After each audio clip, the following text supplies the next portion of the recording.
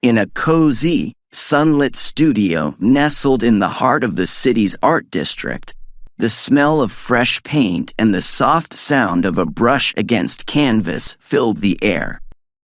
The walls were lined with vibrant paintings in various stages of completion, each a testament to the boundless creativity of its creator. At the center of the room stood Emma Rivers, a renowned painter known for her evocative use of color and texture.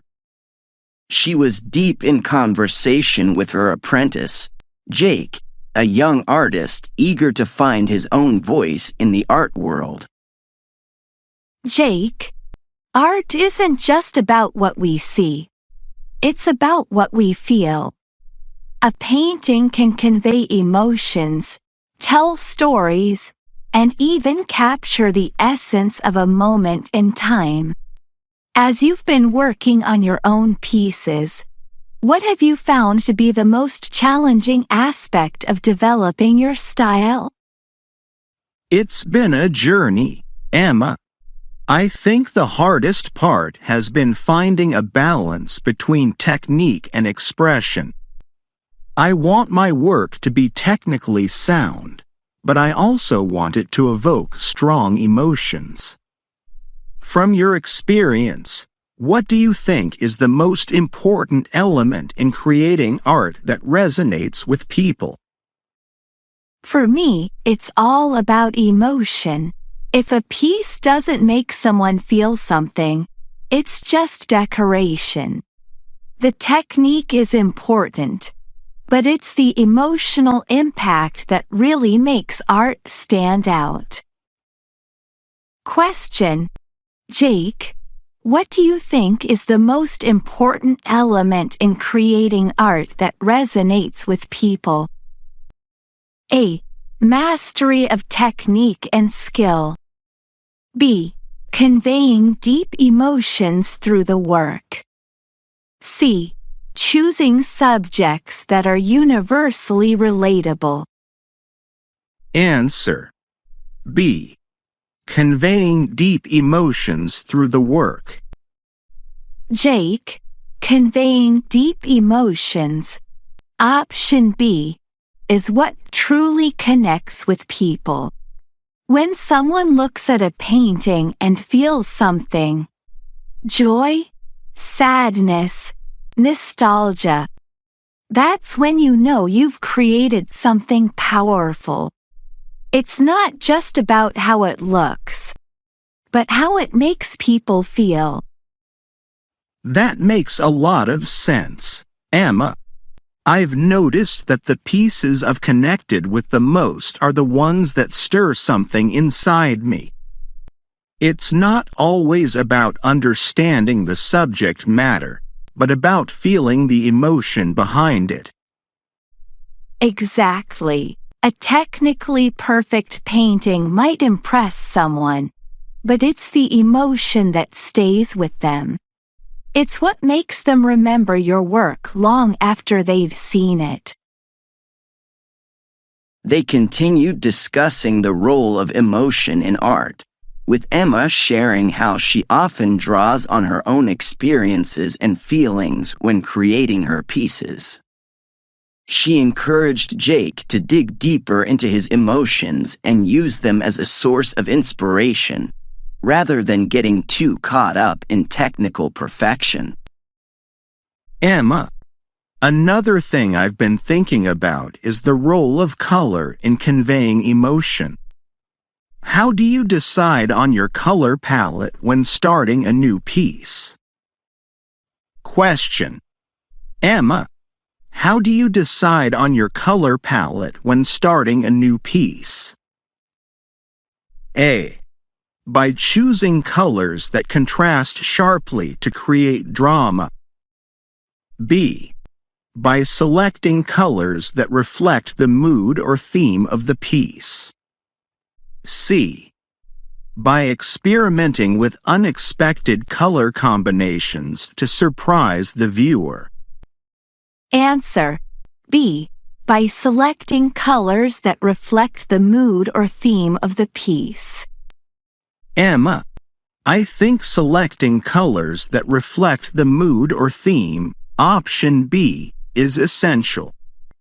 Colors have a powerful effect on our emotions, and using the right palette can enhance the message or feeling you're trying to convey. Absolutely, Jake. Color is one of the most direct ways to influence how someone feels about a piece. For example, warm colors like reds and oranges can evoke passion or energy, while cooler tones like blues and greens might create a sense of calm or melancholy.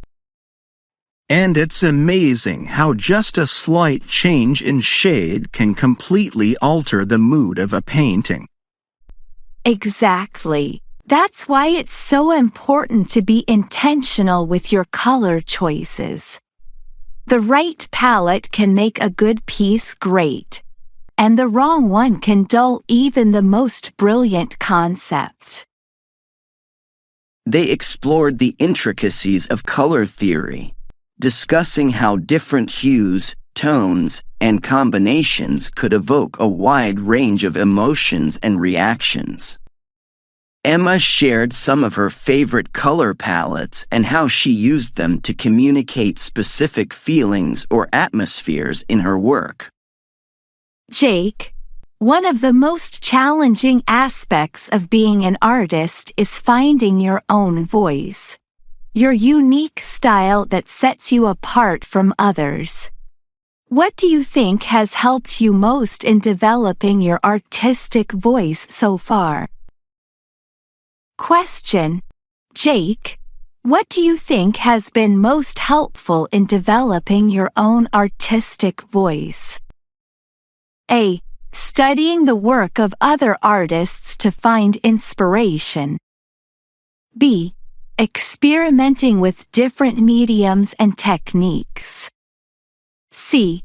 Reflecting on personal experiences and translating them into art.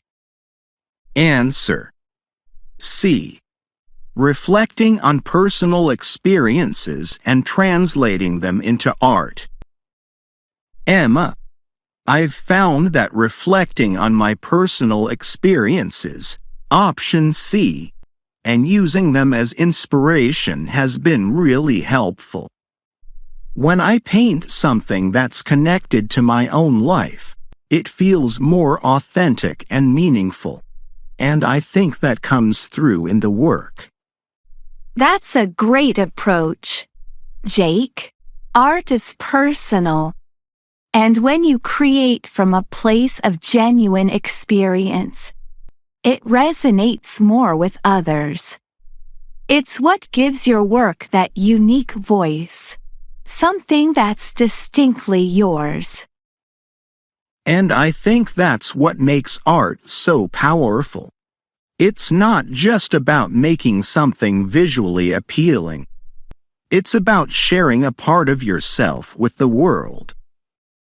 Exactly. Your voice as an artist is your most valuable asset. It's what makes your work stand out in a crowded field and allows you to connect with people on a deeper level. They delved into the idea of artistic voice, with Emma encouraging Jake to continue exploring his personal experiences and emotions as sources of inspiration. She emphasized that while it's important to learn from others, it's equally important to find what makes his work unique. Emma, after all we've talked about today, what do you think is the most important mindset for an artist to have in order to keep growing and evolving? I'd say it's the mindset of continuous exploration. Never settle, never stop experimenting, and always be open to new ideas and experiences. Art is about growth, and the moment you think you've mastered it is the moment you stop growing. That's really inspiring. It's easy to get comfortable with what works, But I see now that pushing boundaries is how you keep evolving as an artist. Exactly, Jake. The best artists are those who are constantly curious, who aren't afraid to take risks, and who are always looking for new ways to express themselves. As their conversation drew to a close, both Emma and Jake felt a renewed sense of excitement about their work. They knew that by focusing on emotion, color, personal experience, and continuous exploration, they could continue to grow as artists and create work that truly resonated with others. As the afternoon light cast long shadows across the studio, Emma and Jake picked up their brushes with a shared sense of purpose, ready to bring their next creations to life, fueled by the passion and insights they had exchanged. Here are 5 key concepts related to the theme of being an artist. Emotional impact. Creating art that resonates with people by conveying deep emotions. Color as a tool. Using color intentionally to reflect the mood or theme of a piece. Artistic voice. Developing a unique style that reflects personal experiences and perspectives. Continuous exploration. Maintaining a mindset of curiosity and experimentation to keep growing as an artist. Personal connection. Drawing on personal experiences to create art that is authentic and meaningful.